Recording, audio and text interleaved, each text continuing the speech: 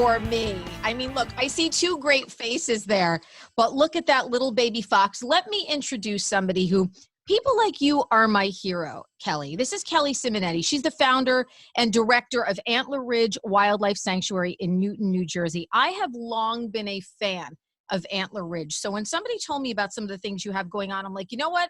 I want to be like a new mouthpiece for ANTLER RIDGE, because what you guys do is just so absolutely incredible. So it is a pleasure to have you. Thanks for doing this with me. Oh, thank you for having us.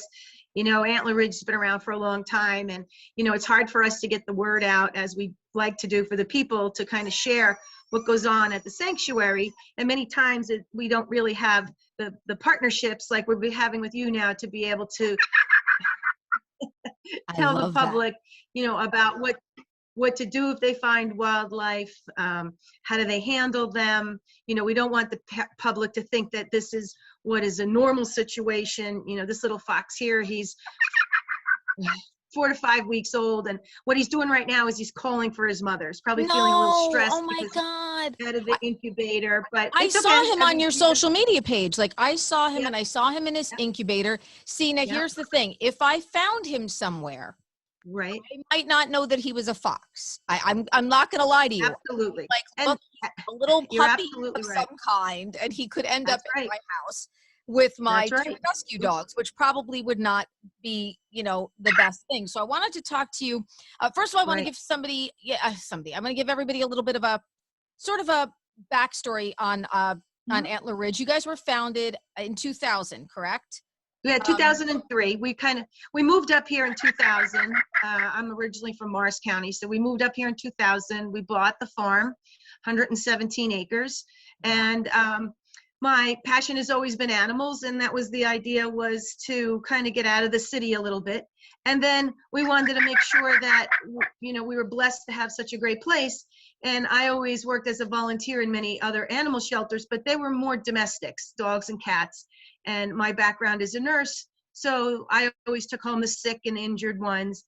And when we moved out here to, we're actually between Newton and Blairstown, we found that, you know, we were in the middle of nowhere and lots of wildlife, and we needed to create a resource for the public, so that they were able to like find these animals, what to do, identify them, because the people that did find this animal did think it was a puppy to start. Yeah, I would be like, a puppy, a husky, you know, that would be me. I would think it was a husky.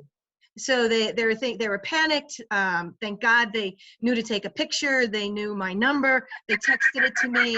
It was 8:30 on a Sunday night, and they were like, "We're driving him up to you right away," when we identified what he was.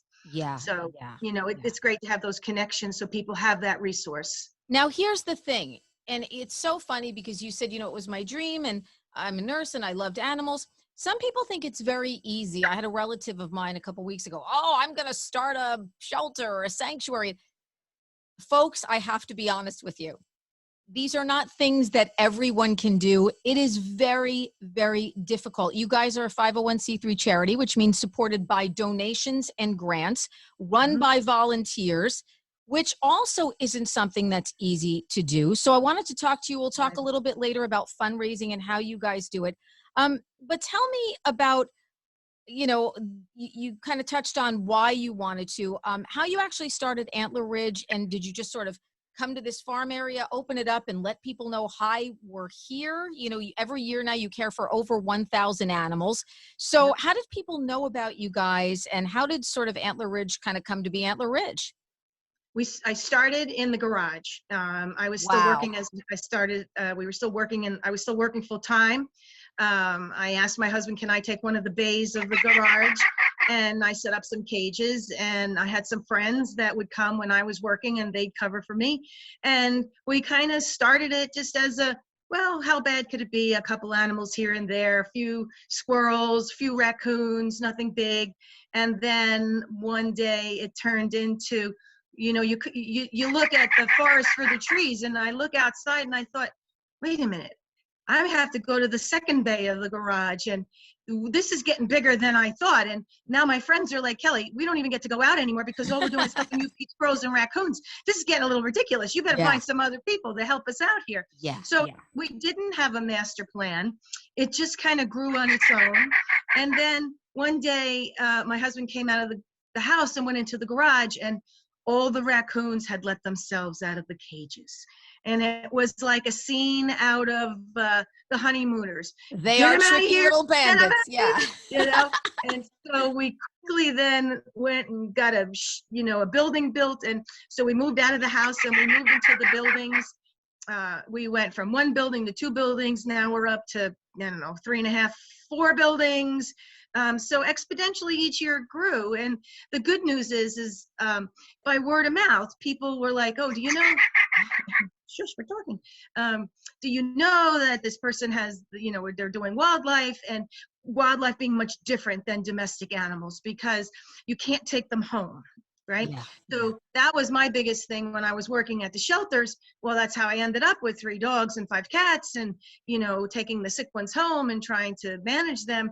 But with wildlife, the good news is they all have to go back to Mother Nature and they all get released. So Yeah. that brings, I love him. By the way, I love him doing that. So you don't have to shush him because I love it. And I absolutely love it. I think there's no better sound for me, and there's no better feeling for me than being around animals, and especially like a wild animal. It's like almost, it feels like I'm going to church or something when I'm around the wild animals. It's such a beautiful, incredible feeling. I interacted with a wolf once, and it was like, I literally was like, please don't take her away.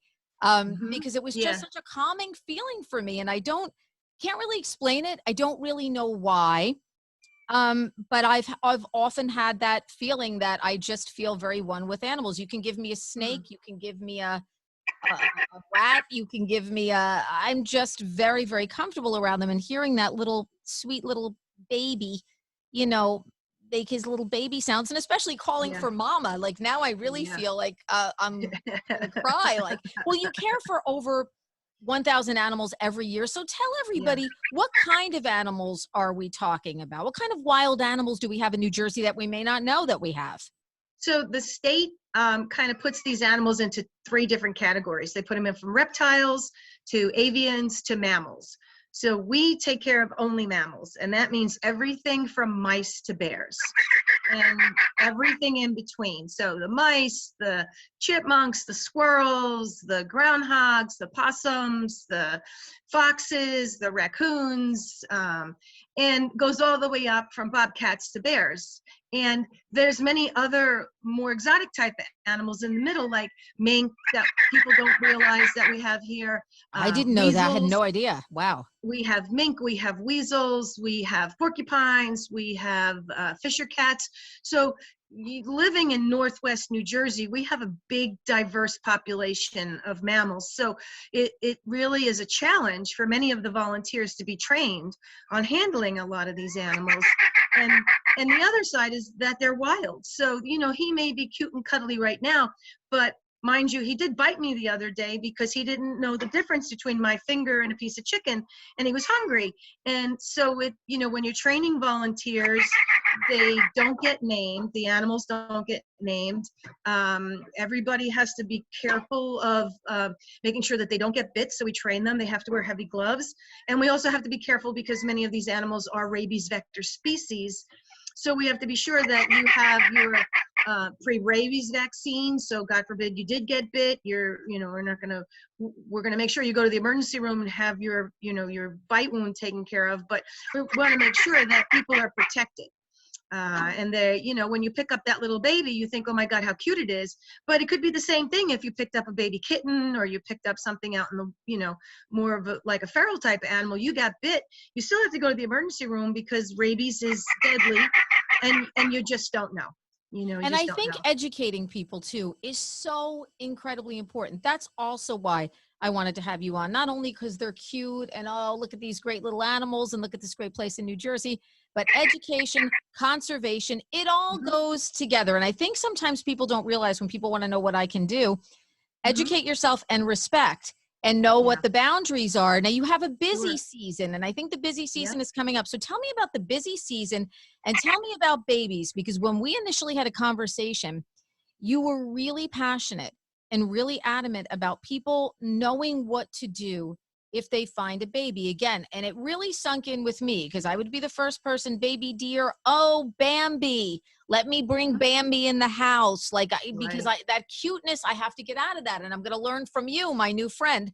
That cuteness thing has got to get out of my mind. There's a proper way, Terry, to behave if you want to really be someone who's one with the animals. So tell us about the busy season and tell us about the babies.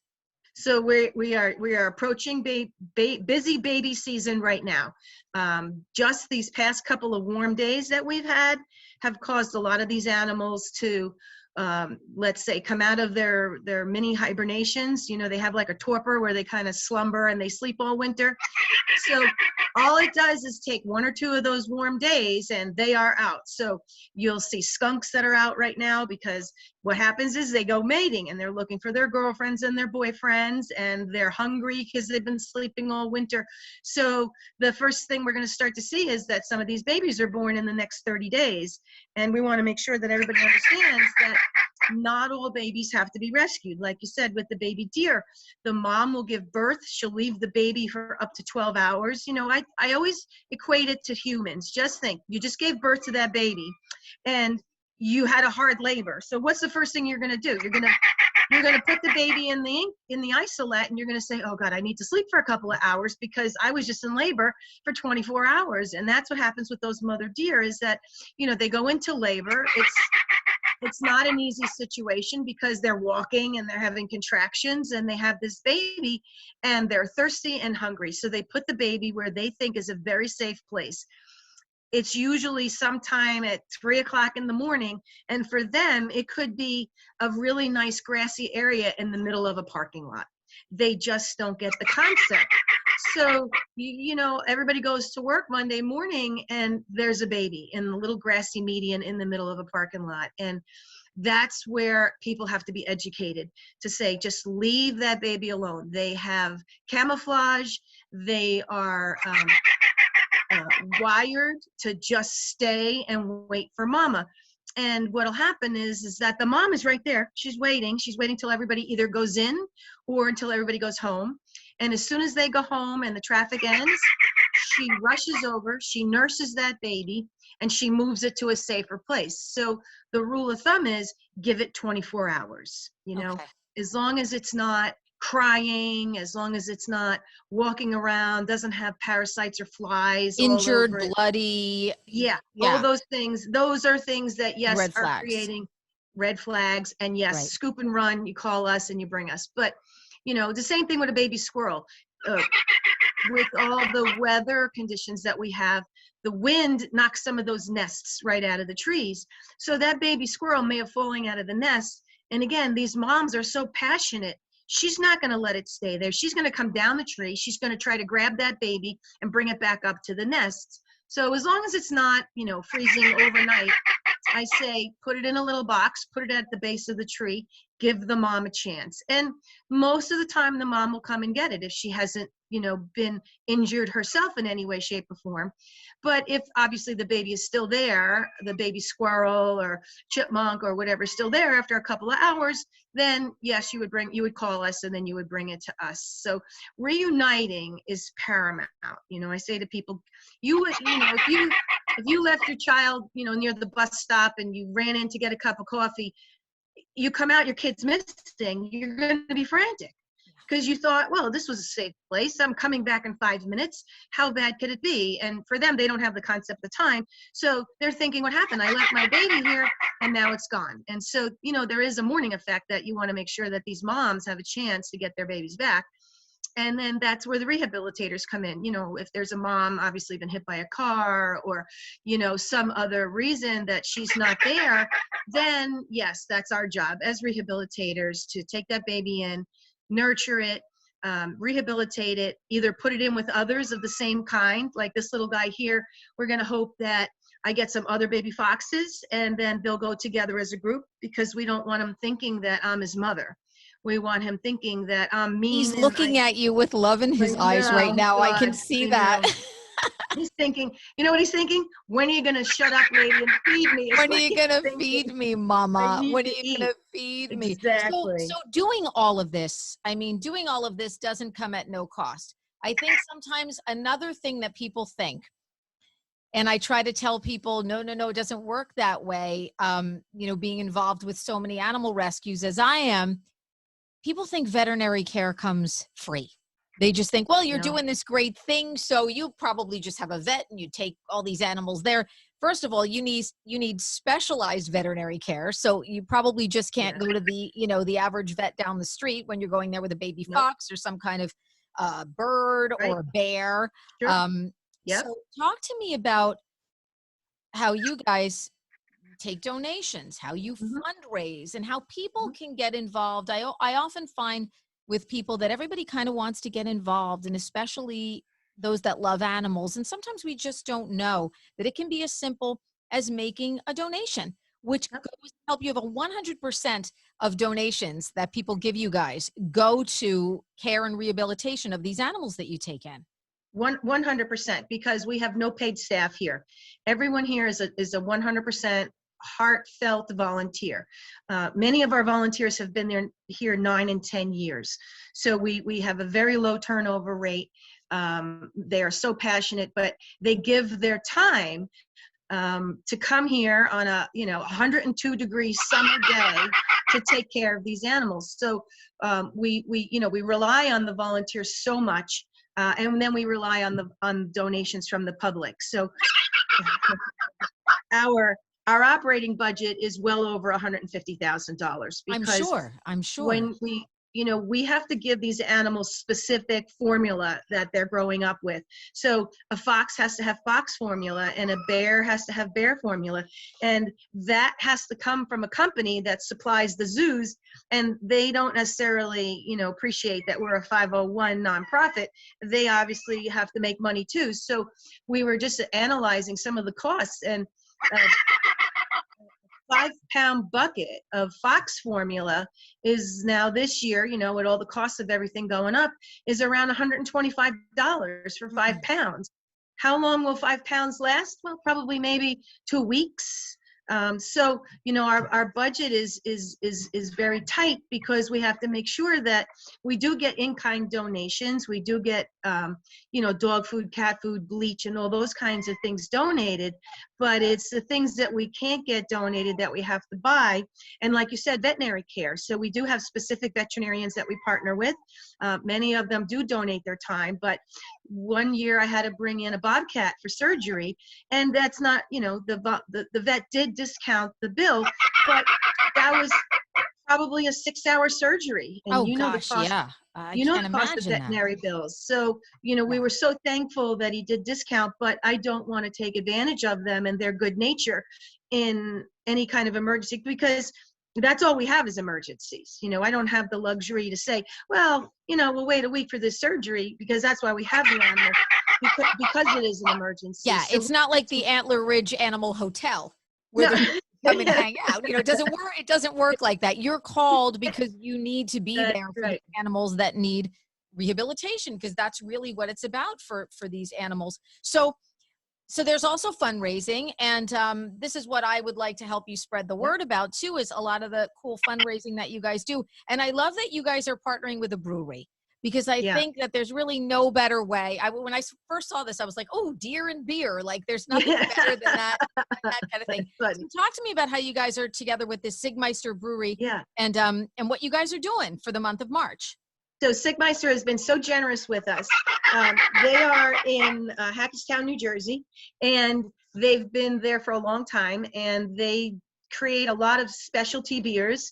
And Dustin, the head brewmaster, has known Antler Ridge for a while, and this year they decided to take the month of March and make Antler Ridge their benefactor for all the donations. So you go to Sigmeister, and I forget what the name of it. I think it's called Luminaria is the name of the specialty beer that they made.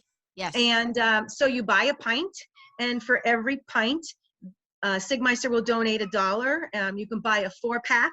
and they'll donate $4 of the 4-pack. So they have just been so generous, and never mind to do it the entire month of March, especially when St. Patrick's Day is in the middle. I mean, perfect. we couldn't ask for a better day, a better month.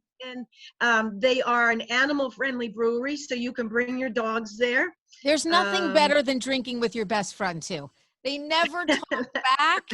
You can have a second and a third, and no one's going to don't tell you you're drinking too much. It's the best. It's the best.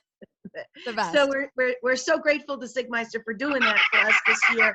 And you know, we're hoping that this will be part of one of the signature events that we can do every year, that March will be the month for wildlife, and looking forward to, you know, participating in this kind of fundraiser on a forward going basis. Now, having said that, we do have several other fundraisers throughout the year.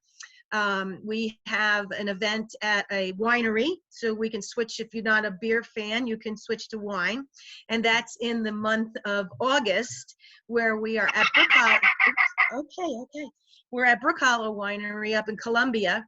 Oh, nice. And we call that Under the Tuscan Sun, because we sit outside. It's a magnificent Italian, traditional Italian 7-course dinner, many different kinds of pastas, and of course, the best wine in the world, because it's grown and made in New Jersey. So we have that fundraiser. In October, we have a big fundraiser for breast cancer awareness. Okay.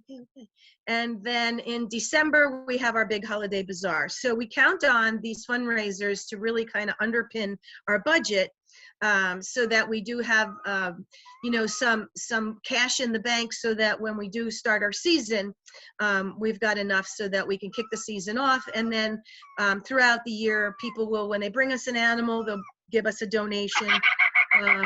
And then we do have some other small events that we'll do, but those are kind of local to whatever's happening. I love that. I'm thinking in the coming year, we have to figure out some kind of WDHA fund partnership to do something. Our listeners are wonderful. Here's what I can say about our listeners. They're so animal passionate, and they don't mind drinking beer and wine. That I can attest to. So yeah, we'll definitely think of something cool to do with you guys. I love that you guys have these special, you know, all these special programs, you know, coming up. And what can the average person do, you know, on a daily basis? Is there something we can do to help conservation? You know, I've spoken to Jack Hanna about this in the past. And he's very passionate about it. He's come on the show with me and talked about educating the public. Conservation is key. Is there some things that we can do that we may not know, Kelly, how we can help out? It's a great point. We have a schoolhouse here at the sanctuary, and it's called the Crooked Schoolhouse for Education. And we do programs for people, so that we take them on a 2-mile walk around the sanctuary, pointing out all conservation efforts that we do here. We do partner with the New Jersey Audubon to create some gold standard conservation efforts. Not everybody has 117 acres, so we can teach you how to create some little wildlife habitats in your backyard. We have the classes here. They're on Sundays, so the public can come.